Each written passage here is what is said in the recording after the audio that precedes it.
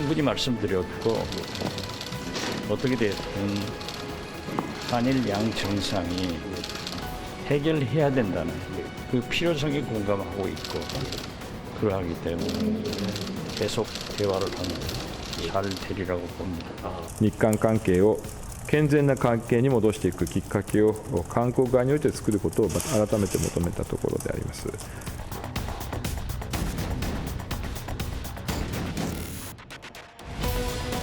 意見交換をすることができて、両国の新しい関係をですね築いていくことができれば私はまたそのために全力を尽くしていかなければならないというふうに思っております。 이 현안 문제들을 양국의 정상들이 해결하는데 도움을 줄 수 있는 그리고 촉진할 수 있는 그런 여건과 환경을 만들어가는 일 이것이 우리 정치권이 해야 할 일이라고 생각합니다. 예, 미국에서는 바이든 시대가 이제 열리게 되고 일본도 새로운 총리가 취임하면서 한미일 세 나라 그리고 우리의 외교 정책 이제 조금씩 변화가 필요한 시점이 됐습니다. 호사카 유지 세종대 교수와 함께 한일 관계 한번 생각해 보겠습니다. 교수님 어서 오십시오. 예, 안녕하십니까. 반갑습니다. 네. 아직 이름 안 바꾸셨나요? 아, 예. 생각해 놓으신 이름은 있으세요? 아, 예. 뭐 호유지로 할까? 호유지. 예. 먼저 궁금한 게요.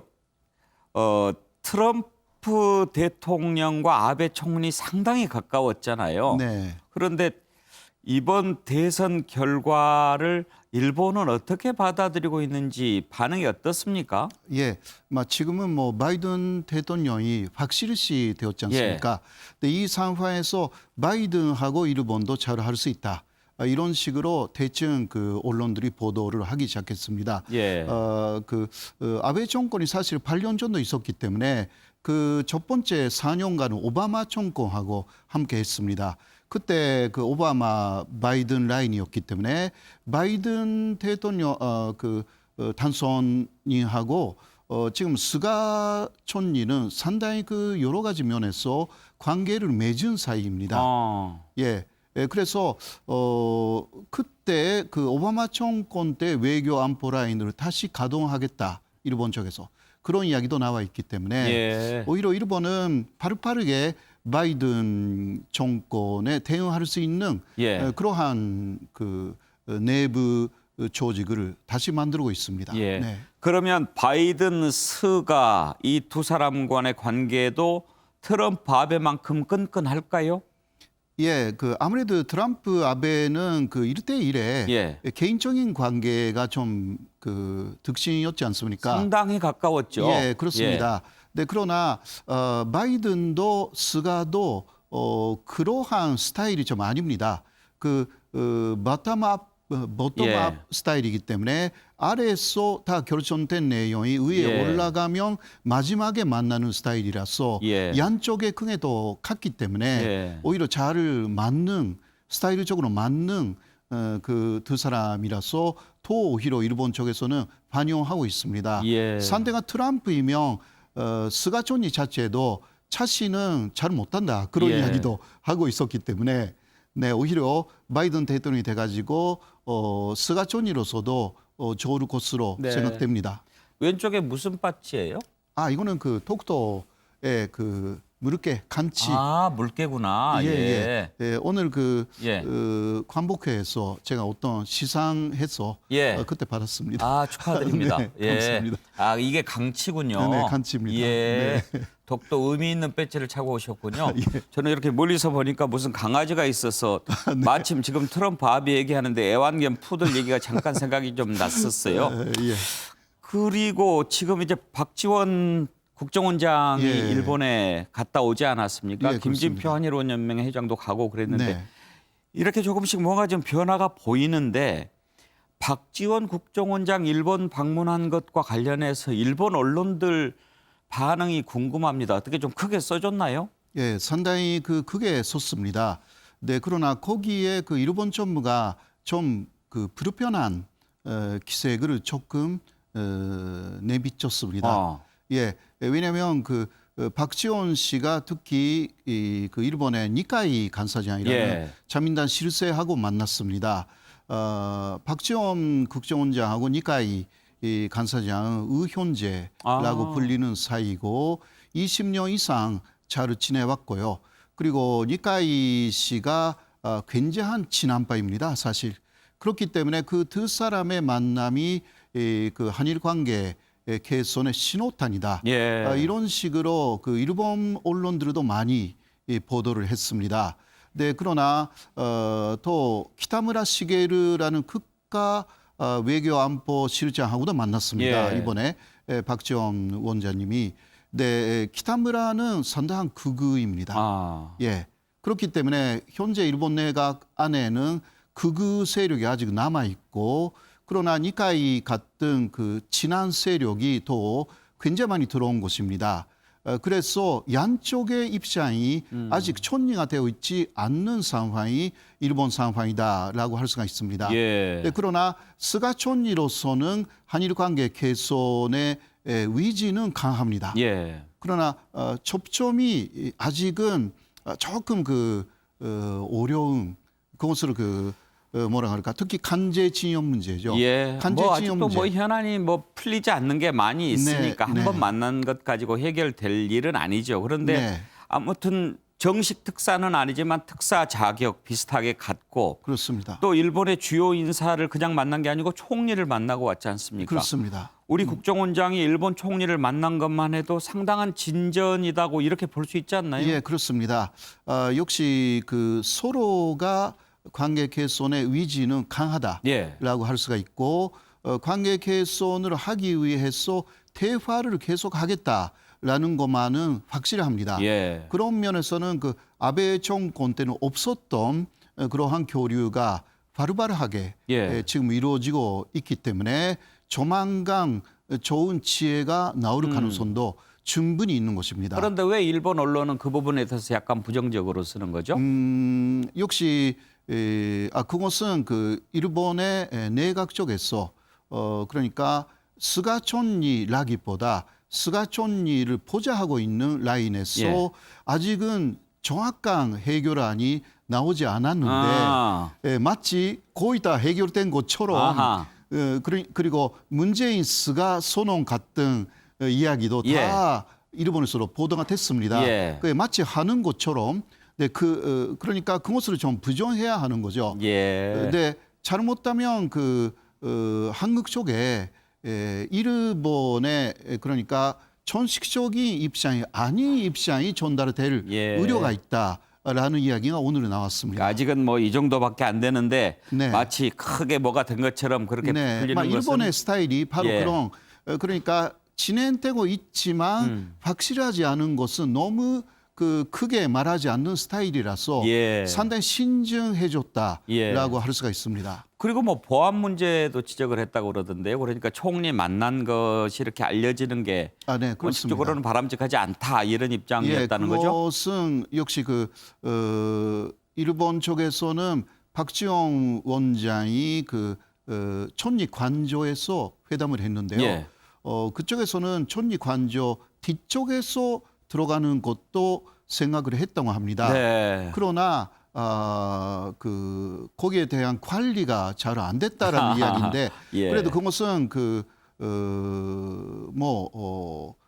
전식적인 입구에서 그냥 단단하게 들어가신 거예요. 예. 근데 그것은 사실상 스가 촌리가 그렇게 허락했다라는 예. 이야기가 되는데요. 예. 네, 그러나 일본의 그러니까 스가 내각의 일각의 이거는 극우 인사들이라고 할 예. 수가 있는데 그런 사람들이 원래는 뒤쪽에서 모셔야 되었었다. 예. 그렇게 해야만이 스가 박지원이 만났다라는 것도 비밀로 하고 싶었다. 예. 이런 이야기가 나오는 것인데요. 그러나 이렇게 진행됐다라는 것 자체가 예. 주류적인 지금의 흐름은 한일 관계 개선으로 움직이고 있다.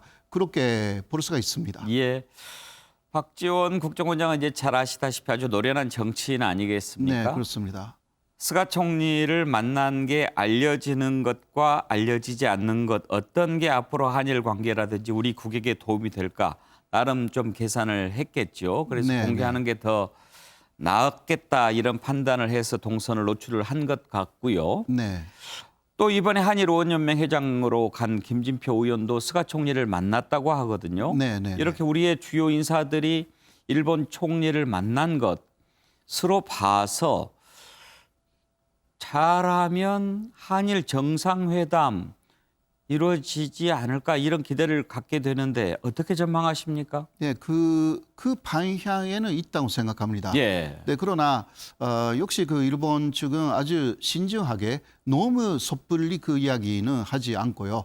단계를 밟아 가지고 실제로 관제 지원 문제에 대한 해결책이 양쪽에서 납득한 해결책이 거의 마련된 후에 만나게 될 것입니다. 네, 지금은 그 작업을 계속 하고 있다.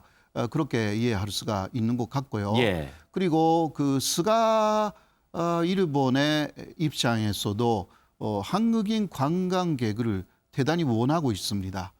예. 그렇죠. 그리고 니카이 간사장 그 일본 여행 협회 회장이기도 하고요. 예. 그러니까 일본의 그 여행업을 많이 지금 그 굉장히 어렵거든요.